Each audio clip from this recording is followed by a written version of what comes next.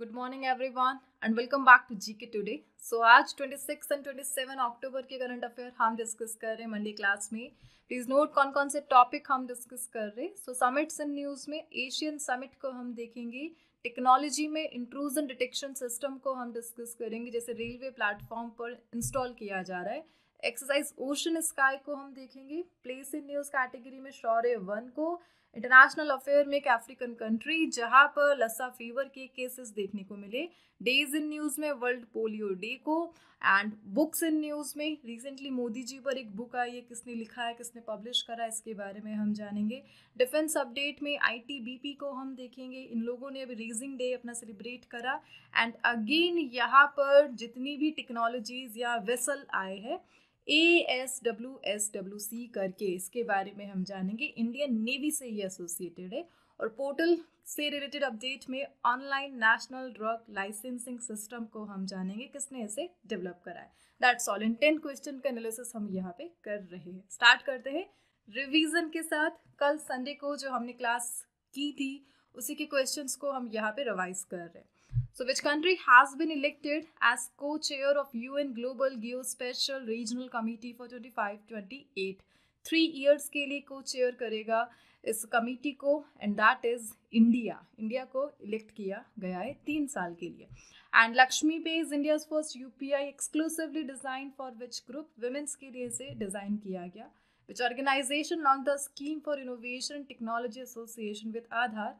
सीता को यहाँ पे किसने लॉन्च करा है? That is unique identification authority of India, जिन लोगों ने आधार को 2009 में जनरेट किया था। Taftan volcano that was recently seen in news किस कंट्री का पार्ट है?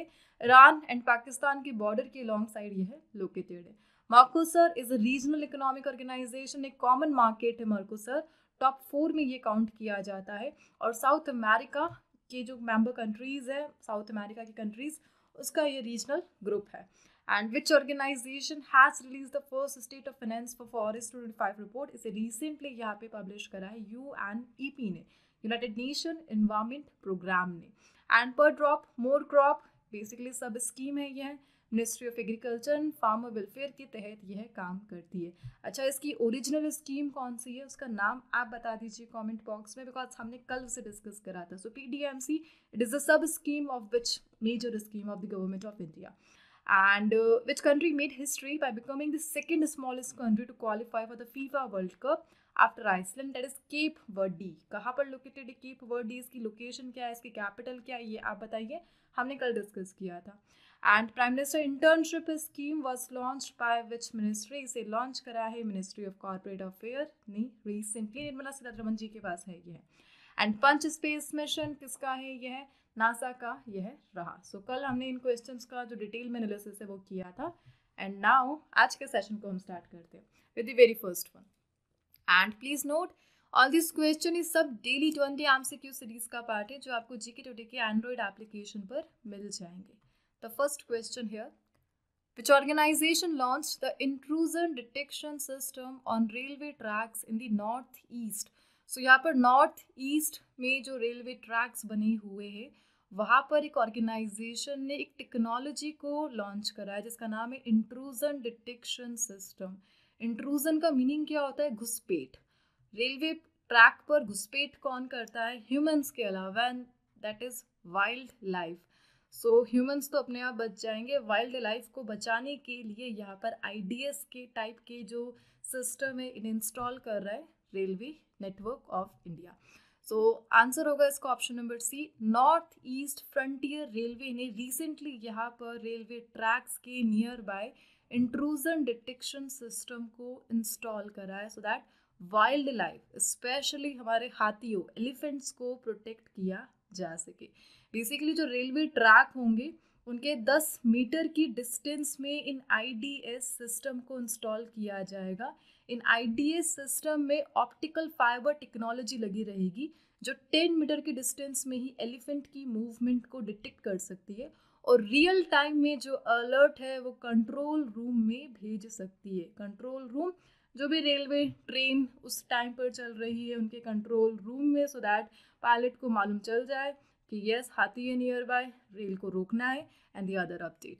सो रिसेंटली यहाँ पर जो ट्रायल्स है 4 रेलवे सेक्शंस के लिए उन्हें करवाया गया, सो दैट फॉरेस्ट एरिया में जो प्रोटेक्शन है वो किया जा सके और रेलवे को प्रोटेक्ट एफिशिएंटली चलाया जा सके। सो रेलवे और वाइल्ड लाइफ दोनों के लिए ये काफ़ी हेल्पफुल है। द इंट्रूजन डिटेक्शन सिस्टम जिसे नॉर्थ ईस्ट फ्रंटियर रेलवे पे यहाँ पे लॉन्च किया गया। So that is the update for today, right. So इस क्वेश्चन के साथ हम और क्या डिस्कस कर सकते हैं, ज़्यादा कुछ नहीं, रेलवे नेटवर्क को हम यहाँ पर देख रहे हैं।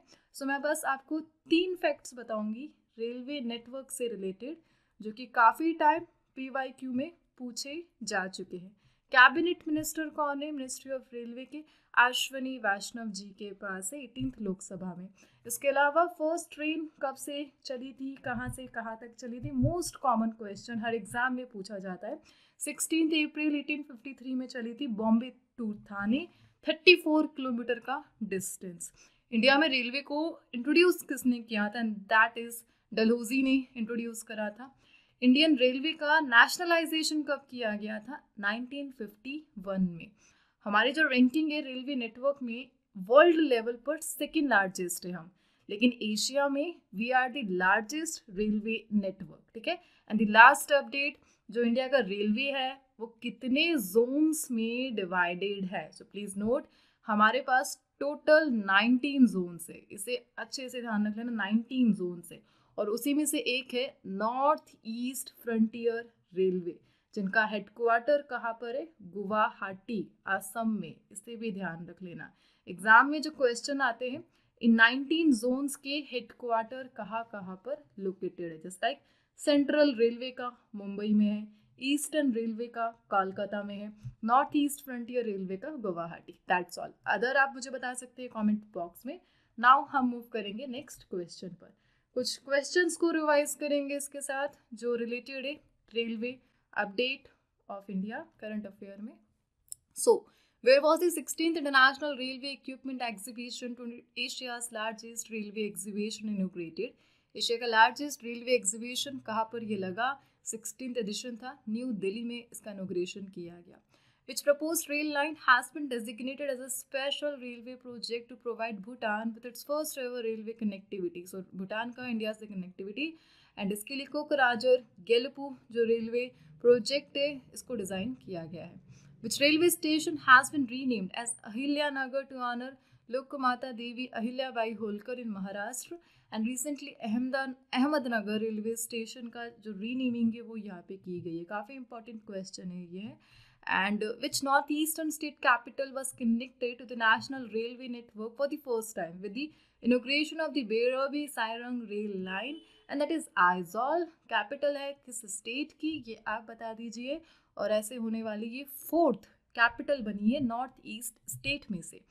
Recently, the Uttarakhand Forest Department approved diversion of forest land in Bhagirathi Eco-Sensitive Zone for which project? So ये जो डाइवर्जन किया जा रहा है किस प्रोजेक्ट के लिए किया जा रहा है? उत्तराखंड ने इसे अप्रूवल दिया है and that is for Netala bypass under the चार धाम रोड प्रोजेक्ट, जिसके तहत भागीरथी इको सेंसिटिव जोन का जो डाइवर्जन है वो देखने को मिला।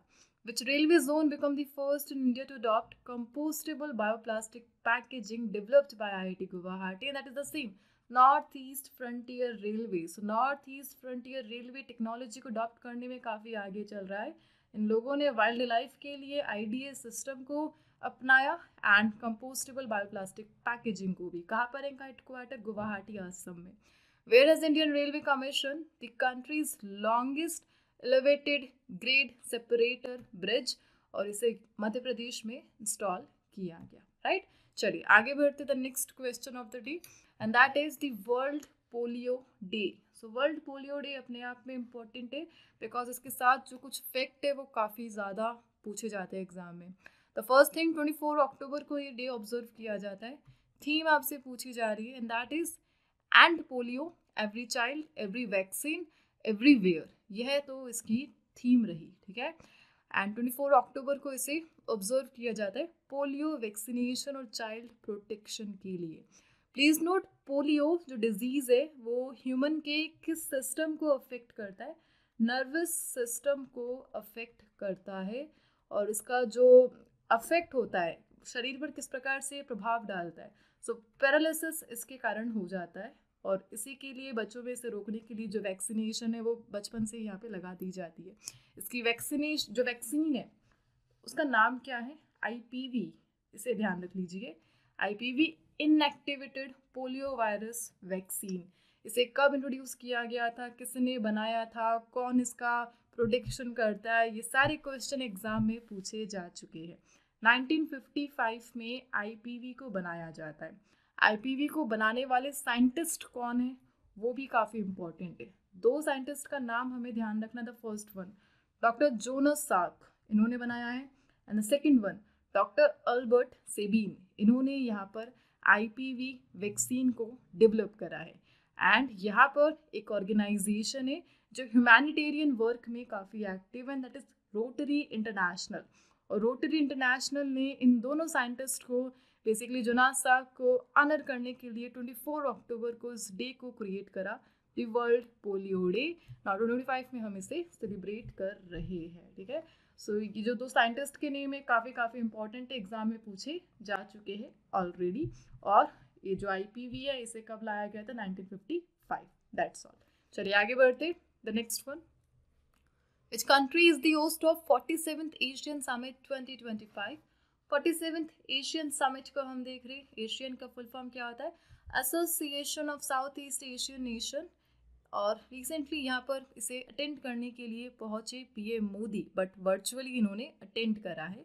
एंड 26 अक्टूबर से 28 तक ये हुआ, कहाँ पर, कुआलालंपुर मलेशिया में इसे ऑर्गेनाइज किया जा रहा है। Some 30 leaders including Asian country member and जो भी पार्टनर है US, चाइना, जापान, ये सब पहुँचे so that regional piece and economic growth के लिए जो डिस्कशन है वो किया जा सके।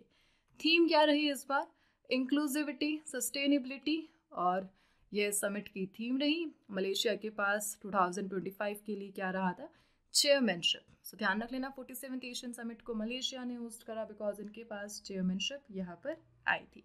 नाउ एशियन को हम डिस्कस कर रहे, बेसिकली एक ट्रेड ब्लॉक है। होता क्या है यहाँ पर, वर्ल्ड लेवल पर पर्टिकुलर रीजन में डिफरेंट कंट्रीज आपस में मिलकर ऑर्गेनाइजेशंस को फॉर्म कर लेते हैं, फ्री ट्रेड को चलाना और टैरिफ को रोक देना, आपस में कोऑपरेशन को बूस्ट करना, और इसके लिए रीजनल ग्रुप्स बनाते हैं और एशियन उसी में से एक है।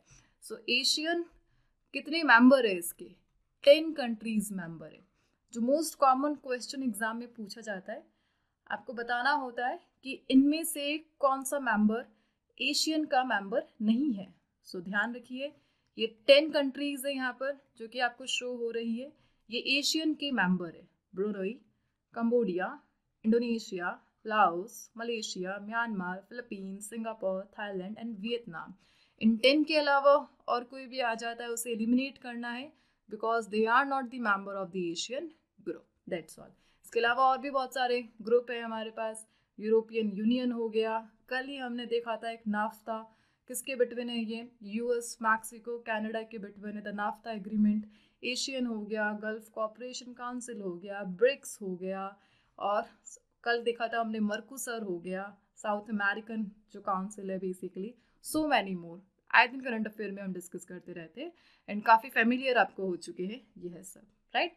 चलिए आगे बढ़ते। मोस्ट कॉमन क्वेश्चन, एशियन को 1967 में फाउंड किया गया था। The next question, which organization developed the online national drugs licensing system, ONDLS? So एक प्लेटफॉर्म को हम डिस्कस कर रहे, online national drug licensing system, और इसे किसने बनाया है, डेवलप करा है। सो यहाँ पे जो ऑप्शंस गिवन है उनमें से तो आंसर है CDAC, centre for development of advance computing. And I hope आप सभी फेमिलियर है CDAC से। कौन है ये है, रिसर्च एंड डेवलपमेंट डिपार्टमेंट है ये, मिनिस्ट्री ऑफ IT का, इलेक्ट्रॉनिक्स एंड इंफॉर्मेशन ब्रॉडकास्टिंग का। CDAC जिन लोगों ने हमारा सुपर कंप्यूटर बनाया था जिसका नाम क्या था, परम को बनाने वाली बॉडी कौन सी है, CDAC, मिनिस्ट्री ऑफ इलेक्ट्रॉनिक्स के तहत अश्विनी वैष्णव के पास है जो। सो CDAC ने इस पोर्टल को बनाया है, online national drug licensing system, recently, ठीक है। अच्छा, न्यूज़ में क्यों आया, बिकॉज यहाँ पर हमारे पास DCGI है। DCGI कौन है, the drug controller general of India. जो किसके तहत फंक्शन करता है, ministry of health and family welfare के तहत DCGI यहाँ पर फंक्शन करता है। सो DCGI ने यहाँ पर कंपलसरी कर दिया है, मैंडेटरी कर दिया है कि इस पोर्टल के द्वारा, ये जो पोर्टल है ONDLS, इस पोर्टल के द्वारा जितना भी फार्मास्यूटिकल मैन्युफैक्चरिंग है उन्हें यहाँ पर डिजिटल मॉनिटर किया जाएगा। एंड दैट्स वाई ये कंपलसरी हो गया और इसीलिए ये प्लेटफॉर्म न्यूज़ में आ गया। ठीक है, अच्छा, इस प्लेटफॉर्म के लिए जो अथॉरिटी है वो तो DCGI है, लेकिन इस प्लेटफॉर्म को बनाया किसने है? CDAC ने एंड CDSCO ने मिलकर इसे बनाया है। सो CDAC का तो हम जानते ही है, centre for development of advance computing, किसके तहत है? मिनिस्ट्री ऑफ इलेक्ट्रॉनिक्स के तहत है। एंड सेकेंड, जिन लोगों ने इस पोर्टल को बनाया है, central drug standard control organisation, CDSCO। ठीक है, एंड CDSCO को ही यहाँ पर कौन मैनेज करता है? The drug controller general of India, ये CDSCO को यहाँ पर मैनेज कर रहे, और दोनों ही कौन सी मिनिस्ट्री के तहत आते हैं?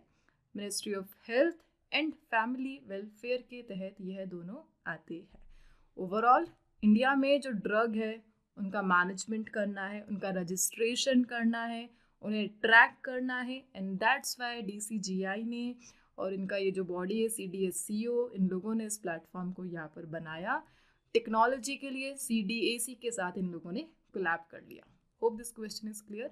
अच्छा, यहाँ पर एक कंफ्यूजिंग पॉइंट रहता है, बिकॉज सेंट्रल ड्रग है, सो इसमें ड्रग गिवन है।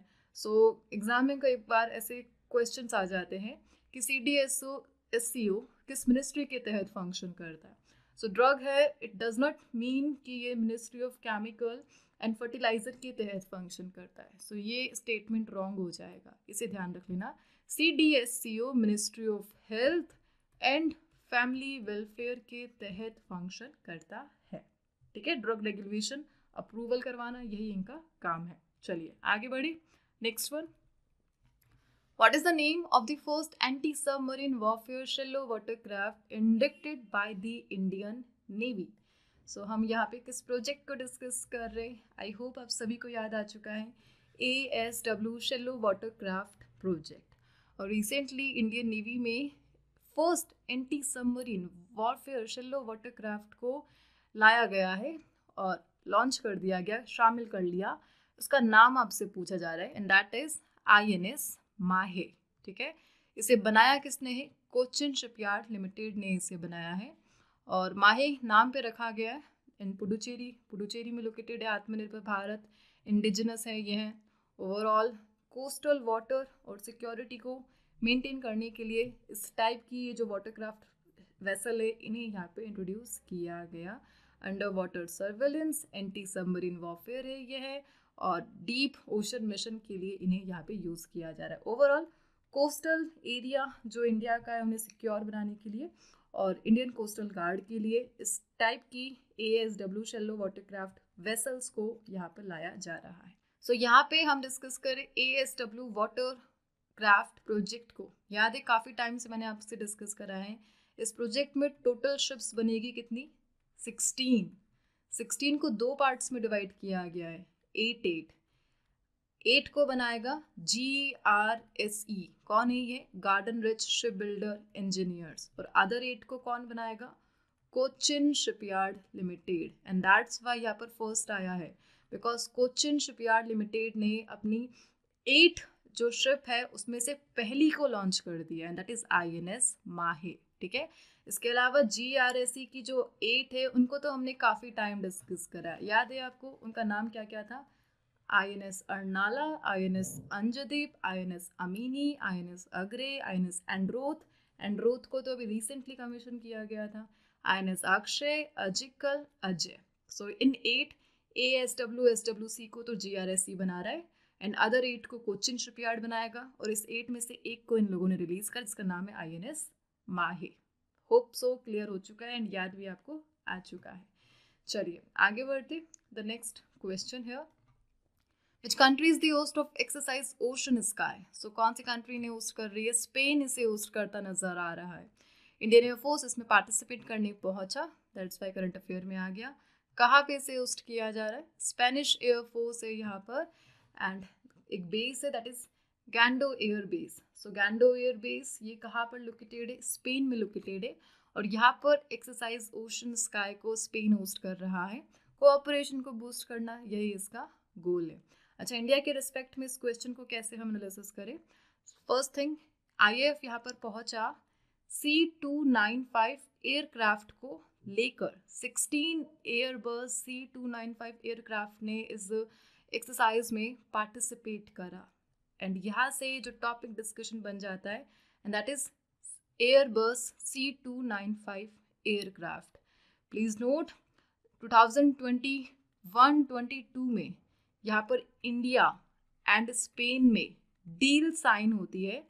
स्पेन की कंपनी है एयरबस, एंड इन लोगों ने इंडिया का जो ग्रुप है टाटा, उनके साथ मिलकर इंडिया में ही मैन्युफैक्चरिंग लाइन ओपन कर दी अपने C295 एयरक्राफ्ट के लिए, सो दैट इंडिया आत्मनिर्भर भारत के तहत ये जो एयरक्राफ्ट है इसे इंडिया में ही बना सके स्पेन की हेल्प से। ठीक है, इसके लिए हमारे पास पूरा जो प्लांट है वो भी सेटअप है, गुजरात में है, वो वडोदरा गुजरात में। उस टाइम पे करंट अफेयर में रहा था ये C295 एयरक्राफ्ट के लिए जो प्लांट है उसे कहाँ पे सेटअप किया गया? गुजरात के वडोदरा में। इसके लिए कोलैब हमने किसके साथ किया? एयरबस के साथ। एयरबस किस कंट्री की कंपनी है? स्पेन की country. And that's why Spain के साथ एक्सरसाइज में C295 एयरक्राफ्ट ने यहाँ पे पार्टिसिपेट किया। ओवरऑल स्पेन, इसकी कैपिटल क्या है? Madrid is the capital of Spain. European country है, यू ऑल नो स्पेन। ठीक है, चलिए आगे बढ़ते। एंड एक लास्ट अपडेट, इंडिया ने C295 एयरक्राफ्ट को यहाँ पे इंट्रोड्यूस करा। C295 एयरक्राफ्ट ने कौन से एयरक्राफ्ट को यहाँ पे रिप्लेस किया था? सो इससे पहले इंडियन एयरफोर्स यूज़ कर रहे थे एवरो 748 को, और इनको रिप्लेस करके स्पेन के C295 एयरक्राफ्ट को इंट्रोड्यूस किया गया इंडिया में इंडियन एयरफोर्स के लिए। ठीक है, दैट्स ऑल। चलिए आगे बढ़े द नेक्स्ट वन। अच्छा, यहाँ पे इन क्वेश्चंस का ये जो डीप एक्सप्लेनेशन मैं कर रही हूँ, क्या यह कुछ ज़्यादा बोरिंग हो रहा है या बहुत ज़्यादा मैं एक्सप्लेन कर रही हूँ? Please let me know in the comment box, because हमारे सेशन यहाँ पे 25 से 28 मिनट तक एक्सटेंड हो रहे हैं। सो ये जो एक्सप्लेनेशन मैं आपको दे रही हूँ ये ज़्यादा हो रहा है या सही है, इसके बारे में एक बार आप मुझे रिव्यू कर दीजिए कमेंट बॉक्स में। The next question, where was Shaurya one inaugurated in Rajasthan? Shaurya one को हम देख रहे हैं प्लेस इन न्यूज़ कैटेगरी में। ध्यान रख लेना कहाँ पर है? राजस्थान के जैसलमेर में लोकेटेड है। और हमारे डिफेंस मिनिस्टर यहाँ पर पहुँचे इसका इनोग्रेशन करने के लिए लाइट एंड साउंड शो के साथ। जैसलमेर के थार डेजर्ट में इसका इनोग्रेशन किया गया इंडियन सोल्जर्स की ब्रेवरी को ऑनर करने के लिए। और इसी के साथ 1971 इंडो पाक वॉर म्यूजियम यहाँ पे न्यूज़ में आ गया। कहाँ पर है? राजस्थान में ही यह लोकेटेड है जहाँ पर राजनाथ सिंह ने विजिट किया। Overall same day Rajnath Singh ने डिफेंस प्रोक्योरमेंट मैनुअल DPM 2025 को यहाँ पे रिलीज करा। अच्छा, यहाँ पर एक टर्म आ चुकी है, that is defence procurement manual. इसका गोल क्या है? इसे रिलीज क्यों किया गया है? So basically defence procurement manual यहाँ पर आर्म फोर्सेस को गाइड प्रोवाइड करेगी कि 1 लाख करोड़ रुपीस का जो रेवेन्यू है वो किस प्रकार से जनरेट किया जा सके टेक्नोलॉजी को प्रोक्योरमेंट करके। यानी आर्म फोर्सेस को गाइड करना कि आप लोग किस प्रकार टेक्नोलॉजी को खरीदे, पर्टिकुलर टेक्नोलॉजी जिससे डिफेंस के लिए रेवेन्यू को जनरेट किया जा सके, और उसी को डिफेंस प्रोक्योरमेंट मैनुअल में यहाँ पे हाईलाइट किया गया। ओवरऑल 1971 इंडो पाक वॉर यहाँ पे न्यूज़ में आ गया। इस वॉर में हमारे कमांडर इन चीफ कौन रहे थे? सभी जानते, जनरल सैम मानेकशॉ सर यहाँ पे हमारे कमांडर इन चीफ रहे थे। That's all. चलिए आगे बढ़ते the next question, which African country reported an outbreak of the Lassa fever in 2025? एक अफ्रीकन कंट्री, यहाँ पे लसा फीवर काफ़ी टाइम से एक्टिव है एंड रिसेंटली हाई लेवल पर जो केसेस है वो हमें देखने को मिले, and that country is Nigeria. Nigeria में 2025 जनवरी से केसेस एक्टिव है। 172 डेथ यहाँ पर हो चुकी है लसा फीवर के कारण। 924 यहाँ पे कंफर्म केसेस है, सस्पेक्टेड 8000 है, और जो फर्टिलिटी रेट है 18.6% से रिकॉर्ड की गई नाइजीरिया में। पर्टिकुलरली जो लोग यहाँ से अफेक्टेड है इस बीमारी से 21 से 30 का बिटवीन उनका एज है। लसा वायरस के कारण यह होता है। एंड ये जो रेट है मस्टोमी रेट, यह इनके कैरियर है लसा वायरस के, जिसका प्रकोप हमें नाइजीरिया में देखने को मिला। ओवरऑल नाइजीरिया को देख लेते एक बार। अफ्रीकन कॉन्टिनेंट में यह लोकेटेड है। अटलांटिक ओशन के साथ अपना जो कोस्टल लाइन है यह शेयर करता है। चलिए आगे बढ़ते the next question. So PM Modi ji पर एक बुक आई है, Modi's mission, and it is release by Maharashtra governor Acharya Devvrat in October 2025, and who is the author of the book? And the answer is option number B, Burgess Desai। यहाँ पर इनका नाम news में रहा, एक रीनोन लॉयर है, इन्फॉर्मर जर्नलिस्ट है, जिन्होंने पीएम मोदी पर ये बुक यहाँ पे लिखी है, ऑथर है ये है। इसे पब्लिश करा है रूपा पब्लिकेशन ने, और पीएम नरेंद्र मोदी जी की जो जर्नी है फ्रॉम वाडनगर टू न्यू दिल्ली इसे यहाँ पे बताया गया है। That's all. बुक का नाम, ऑथर, बस यही आपको ध्यान रखना है। The last question of the day, ITBP, which day is observed as Raising Day of Indo-Tibetan Border Police annually? ITBP, we all know क्या है, यह एक CAPF है। CAPF का फुल फॉर्म क्या होता है? Central arm police force. किस मिनिस्ट्री के तहत ITBP फंक्शन करता है? मिनिस्ट्री ऑफ होम अफेयर के तहत ये फंक्शन करता है। कहाँ पर यह एक्टिव है? इंडिया और चाइना के बॉर्डर के लॉन्ग साइड ITBP एक्टिव है, बॉर्डर सिक्योरिटी के लिए इन्हें यहाँ पे लाया गया है। एंड इन लोगों ने रेजिंग डे सेलिब्रेट करा 24 अक्टूबर, जब इन्हें 1962 में एस्टेब्लिश किया गया था। ठीक है, सो 64th रेजिंग डे है इन लोगों का, ये भी इंपॉर्टेंट है। 2024 में इन लोगों ने कौन सा रेजिंग डे सेलिब्रेट करा? 64। एंड यहाँ पे ITBP को ऑनर करने के लिए national security as first responder in Himalayan disaster, इन सारे रोल को यहाँ पे हाईलाइट किया गया। That's all. जो क्वेश्चन हमें यहाँ पे डिस्कस करना है एग्जाम में जो आता है, कितने CAPF है इंडिया में? टोटल 7 CAPF है हमारे पास। ITBP उन्हीं में से एक है। अदर कौन कौन है? असम राइफल जो नॉर्थ ईस्ट में एक्टिव है, BSF जो पाकिस्तान और बांग्लादेश के अलॉन्ग साइड बॉर्डर पर एक्टिव है, सेंट्रल इंडस्ट्रियल सिक्योरिटी फोर्स जो इंटरनल मैटर्स में एक्टिव है, एयरपोर्ट्स पे, इंडस्ट्रियल सेक्टर में, CRPF जो इंटरनल डिस्प्यूट में एक्टिव है, central reserve police force, Indo Tibetan border police, border alongside, NSG यहाँ पर है हमारे पास, national security guard, the elite counter terrorism task force of India, and the last one सशस्त्र सीमा बल। कहाँ पर यह एक्टिव है? इसको ध्यान रख लेना, नेपाल एंड भूटान के अलॉन्ग साइड यह हमें प्रोटेक्शन, यहाँ पर बॉर्डर प्रोटेक्शन दे रहे हैं। That's all for today. आज इस सेशन को हम यहाँ पे एंड करेंगे, एंड आई होप आप इस सेशन को अपने फ्रेंड्स के साथ शेयर करना नहीं भूलेंगे, इसे लाइक भी कर दीजिए। एंड जिसके लिए भी, जो भी गवर्नमेंट एग्जाम्स के लिए यहाँ पे प्रिपेयर कर रहे हैं, उन्हें इस वीडियो को शेयर करना बिल्कुल बिल्कुल कीजिए यार, काफ़ी इंपॉर्टेंट है ये। एंड मिलते हैं नेक्स्ट सेशन के साथ। एंड आज जो आपके लिए क्वेश्चन है एज ए क्विज, सो हम यहाँ पे देंगे पुलिस से रिलेटेड क्वेश्चंस, सो इनके आंसर आप कमेंट में दे दीजिए। सो मिलते हैं नेक्स्ट सेशन के साथ। Till then please do revision and take care, and for more information you can check the description box just below the video, and thank you for watching.